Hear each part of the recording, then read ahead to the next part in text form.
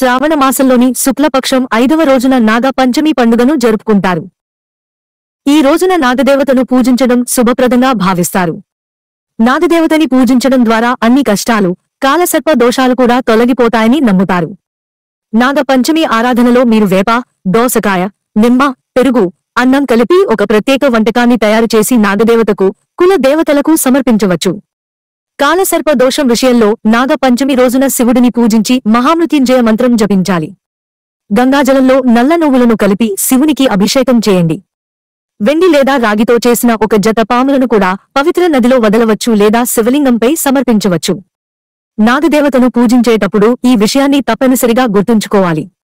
ముఖ్యంగా నాగదేవత పూజ సమయంలో పసుపును ఉపయోగించాలి. ధూపం, దీపాలు, పూజా ద్రవ్యాలు సమర్పించిన తర్వాత నాగదేవతకు మిఠాయిలు సమర్పించాలి. కాలసర్ప దోష నివారణలు కాలసర్పదోషం నివారణకు పలు చర్యలు చేపడతారు. వివాహిత స్త్రీలు కుటుంబ ఆనందం కోసం సర్పదేవతను ఆరాధిస్తారు.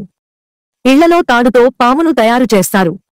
అలాగే పేడతో గోడపై పాము ఆకారం చేసి పూజ చేస్తారు. శివాలయాల్లో వాసుకి, శేషనాగ్లను పూజిస్తారు. ఇలా చేయడం వల్ల కాలసర్ప దోషం తొలగించడంతో పాటు సంపద, సంతోషం, శ్రేయస్సు కలుగుతాయి. నాగపంచమి రోజు పచ్చిపాలు, వంటకాలను నాగదేవుడికి నైవేద్యంగా సమర్పించి ప్రసాదంగా తీసుకుంటారు. నాగపంచమి రోజు పాములను పూజించడం ప్రత్యేక ప్రాముఖ్యత ఉందని శాస్త్రాలలో వివరించారు. సర్పదేవునికి తెల్లని పూలు, ధూపం, పాలు వంటిని సమర్పించి పూజ చేయాలి. అనంతరం ఓం నవకుల్ నాగాయ విద్మహే విశాదంతాయ ధీమాహి తన్నో సర్పణ ప్రచోదయాత్ అనే మంత్రాన్ని పఠించాలి.